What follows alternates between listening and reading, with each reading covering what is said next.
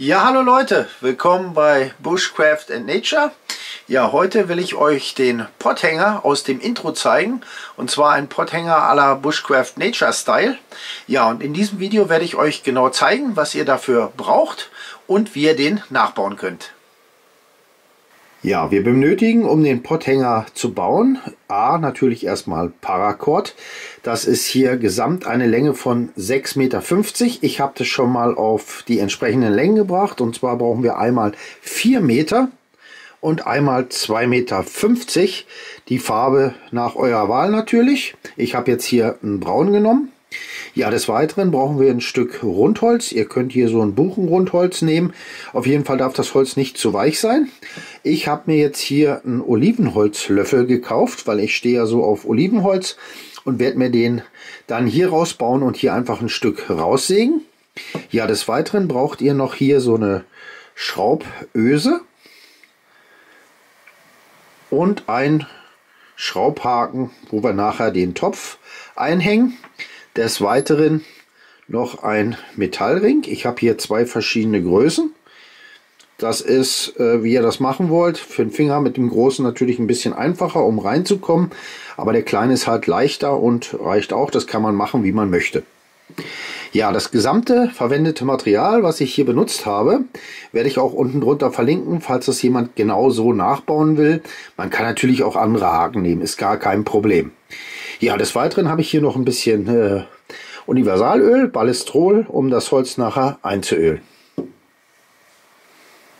Fangen wir mal mit dem eigentlichen Potthänger an. Ich säge mir jetzt hier aus diesem schönen Olivenholzlöffel ein Stück von 5 cm auf Länge, werde das schön abschleifen und glatt machen, und dann werden wir in die Enden einmal den Potthaken und einmal die Öse fürs Paracord reinmachen. Das benötigen wir dafür, dass sich die Hitze vom heißen Topfhenkel nicht über das Metall aufs Paracord überträgt und euch das dann schmilzt. So haben wir das Holz dazwischen und es kann nichts passieren. Gut, dann säge ich das jetzt erstmal zurecht. Als erstes säge ich jetzt mal das Ende ab hier mit dem Loch, dass ich hier ein gerades Stück bekomme. Dazu spanne ich das in den Schraubstock und versuche es möglichst gerade abzusägen.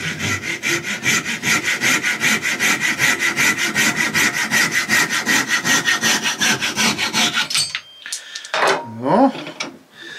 Und dann markieren wir uns 5 cm und sägen das dann da ab. So in etwa. Ja, ein bisschen mehr. Ein bisschen geht ja durch das Sägen immer verloren, müsst ihr aufpassen. So. Und jetzt das Stück. So. Okay.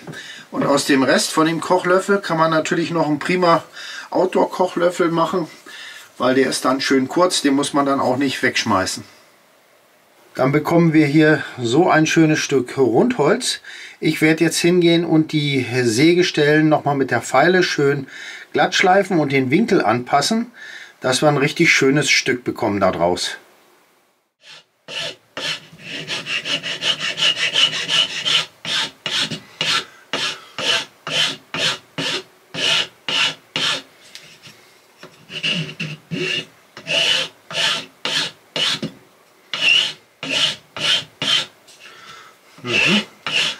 Die Feile darf nicht zu grob sein, muss schon ein bisschen feiner sein. Ja, das gefällt mir. So, ja, das sieht gut aus. Ja, jetzt gehe ich noch her und werde hier die Ecken ein bisschen abrunden. Dazu nehme ich Schleifpapier und schleife hier so ein bisschen rund.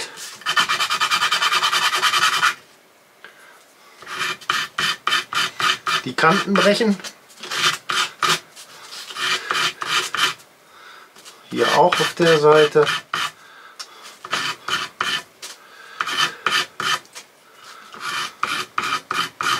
Super. Okay, das sieht doch schon mal richtig gut aus. So sieht das Stück jetzt aus hier. Hier sind die Ecken abgeflacht. Ja, jetzt müssen wir eigentlich noch hingehen und hier unten in den Enden in der Mitte jeweils markieren und mit dem Bohrer ein kleines Loch vorbohren, damit es das Holz nicht spaltet, und dann den Haken und die Öse einschrauben. So, ich habe das Rundholz jetzt hier in den Schraubstock eingespannt, hochkant, habe mir das schon mal markiert, wo die Mitte ist. Jetzt bohre ich hier erstmal mit einer kleinen Stechahle vor. Guck mir das an, ob das passen könnte, bevor ich hier irgendwas kaputt mache. Dann kann ich hier noch ein bisschen seitlich korrigieren. So, das sieht gut aus. Und jetzt nehme ich einen kleinen Bohrer und versuche möglichst gerade hier das Loch reinzubohren. Schauen von der Seite auch, dass die Winkel stimmen.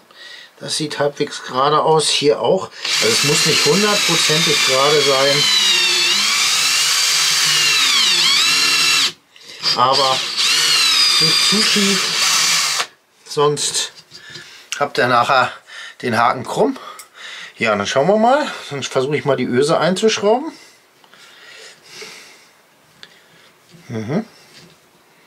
Ja, das funktioniert. Wunderbar. Okay, so, das gleiche machen wir jetzt auf der anderen Seite nochmal.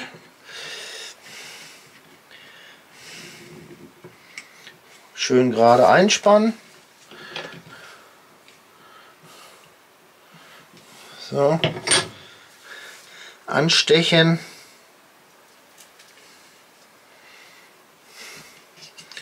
Bisschen korrigieren, gucken, ob es mittig ist. So, ist besser. Jawohl. So, und wieder mit dem Bohrer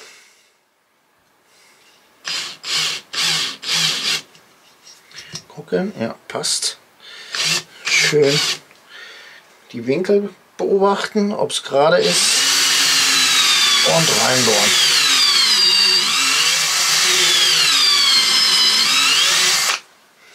So, da kommt jetzt unser Haken rein, wo wir den Pott einhängen.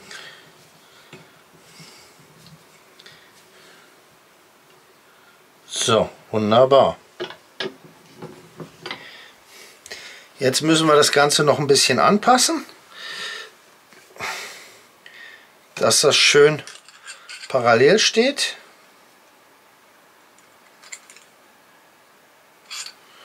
So, ich würde sagen, das passt.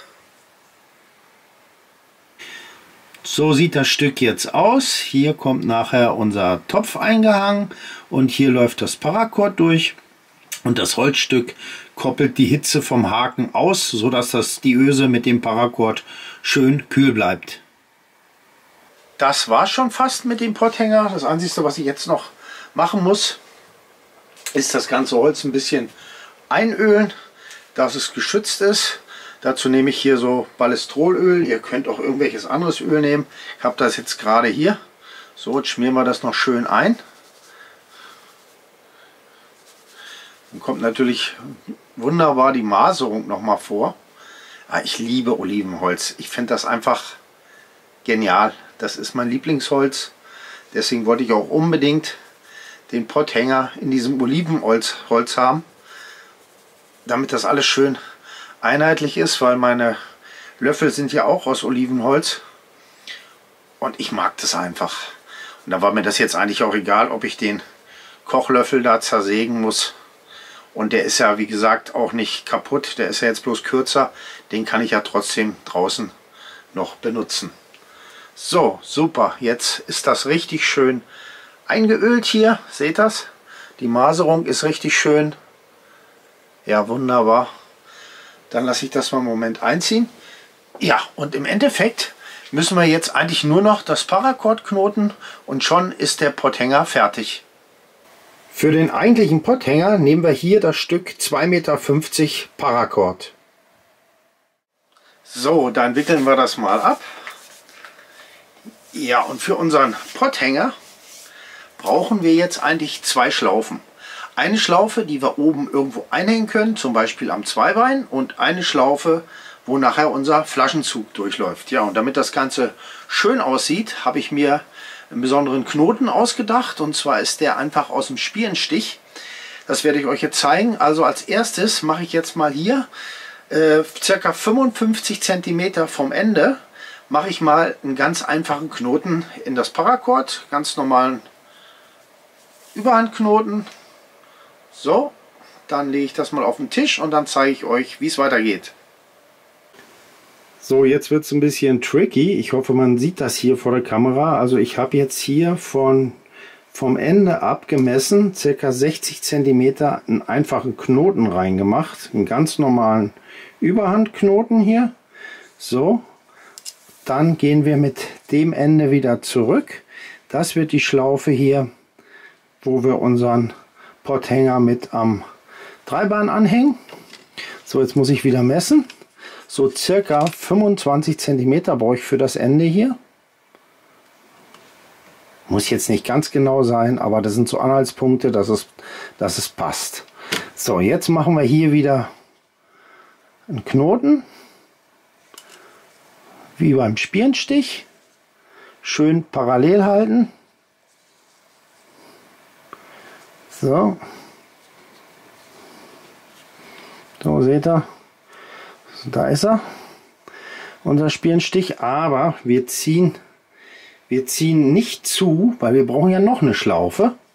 Und jetzt gehe ich einfach, ohne das Paracord zu verdrehen, hier wieder zurück, durch beide. Gar nicht so einfach, schon ein bisschen gefummelt. So, jetzt ziehen wir den Spierenstich erstmal fest, hier den ersten. So halbwegs, dass die vernünftig liegen, beide. So, da ist er. Das soll dann ja auch gut aussehen, das Ganze. So, und jetzt machen wir den letzten und knoten den auch nochmal fest. Und das hält dann hier die Schlinge fest. So. Und wie ihr seht, haben wir dann einen wunderbaren Knoten. Der Knoten hält die Schlinge wird von dem mittelsten Knoten gehalten, und so haben wir das richtig schön fest. Jetzt müssen wir das Ganze nur noch stramm ziehen, schön ausrichten. So, und schon ist unser Potthänger fast fertig. Jetzt müssen wir eigentlich nur noch hergehen und den Haken auffädeln. Hier nochmal der fertige Knoten in Nahaufnahme. Hier guckt schön das Ende nach oben raus. Das ist das Stück, wo es ans Dreibein geht. Und hier unten ist unsere Schlaufe. Und so sieht der Knoten aus.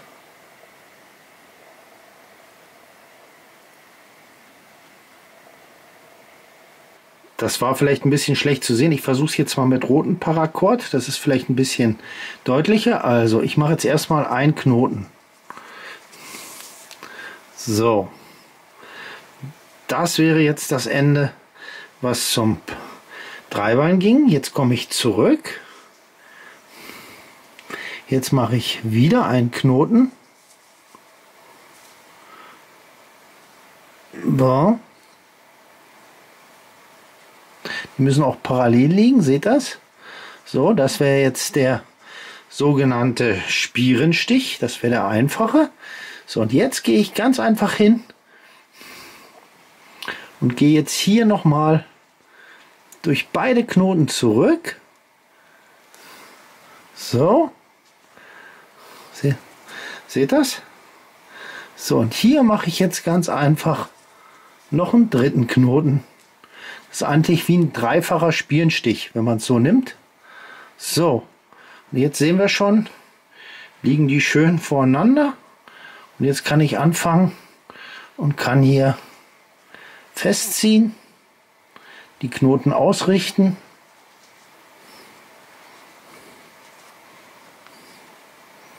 So.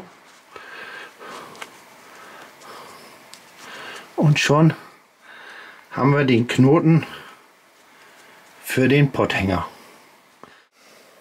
Jetzt können wir unseren Potthänger zusammenbauen. Ich werde jetzt hier den Haken auffädeln und dann werde ich den Verstellmechanismus knoten.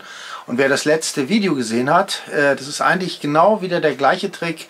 Das ist wie der Kreuzknoten mit Schlaufe. Wer es noch nicht gesehen hat, unbedingt anschauen. Ja, bloß dass die Schlaufe hier halt keine Schlaufe ist, sondern der Eisenring. Gut, dann bauen wir den Potthänger mal zusammen. Dann nehme ich mal unseren Haken, fädel den jetzt mal hier auf das Paracord auf. So, das wäre dann so. Und hier kommt dann das Paracord wieder zurück. So, jetzt machen wir den gleichen Trick im Endeffekt wie mit dem Kreuzknoten und der Schlaufe. Ich gehe von oben hier durch, dann fädel ich nur den Ring mit auf, gehe oben rüber und von unten wieder durch. So, jetzt haben wir hier unseren Ring eingebunden und das ist der Verstellmechanismus. Am Ende mache ich jetzt noch einen Stopperknoten, damit das Ende nicht durchrutscht. Ich mache jetzt hier so einen Fischerknoten. Könnt ihr machen, wie ihr wollt. Ihr könnt auch einen normalen nehmen. Das ist ganz gleich. Das dient eigentlich nur dazu, dass euch das Ende nicht durch die Schlaufe oben rutscht. So, okay. Fertig. So, jetzt ist unser Potthänger fertig. So, jetzt habe ich das Ganze mal hier in der Werkstatt aufgehangen, damit man es mal sieht. So, hier hängt jetzt unser Kessel. Hier haben wir halt unseren Metallring und der funktioniert eigentlich genau wie bei dem Kreuzknoten mit Schlaufe. Wenn ich hier nach oben ziehe, entriegelt sich das Ganze. Ich kann hier mit dem Finger in den Ring, kann das hochziehen. Sobald ich den Ring nach unten mache, ist der Kessel fest. Also ich kann ruckzuck verstellen, ziehe ich den Ring wieder hoch, kommt der Kessel wieder runter und so könnt ihr das wunderbar einstellen. Ich zeige euch das nochmal vom Namen. Da hängt der Kessel an dem Haken, das ist die Umlenkrolle, das ist wie ein Flaschenzug. Hier oben haben wir unseren Verstellmechanismus und da oben ist die Schlaufe zum Einhängen am Dreibein oder sonstigen. Wenn die Schlaufe zu lang ist, kann man es besser ein paar Mal umwickeln, dann wird es auch kürzer.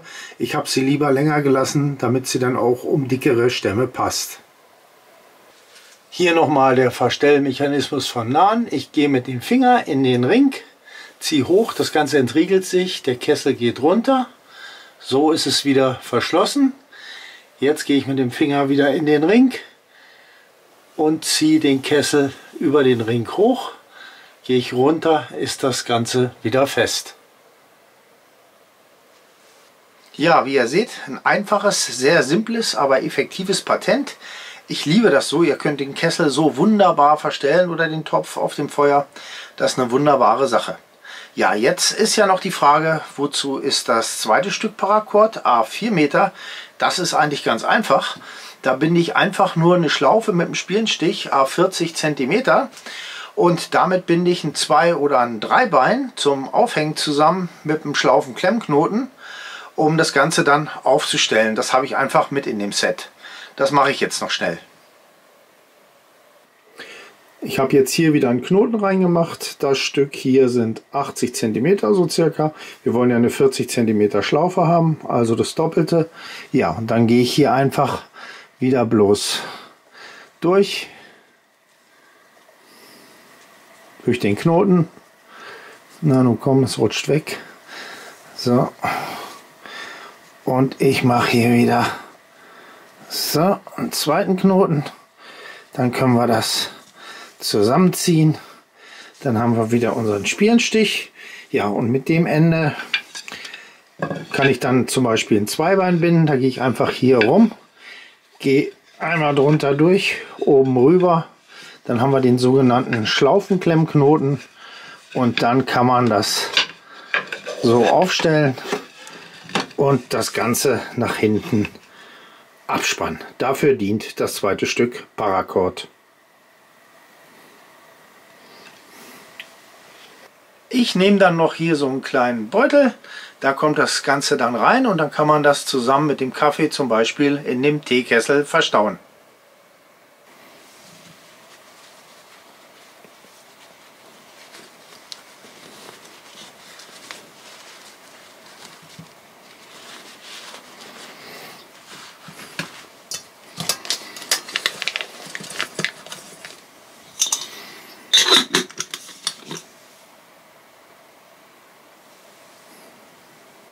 Ihr müsst auch keine Eisenringe nehmen, ihr könnt natürlich auch irgendwie einen Schäkel nehmen, irgendwas aus Metall, einen Schlüsselring, ist eigentlich gleich. Ich fand es nur sehr wertig.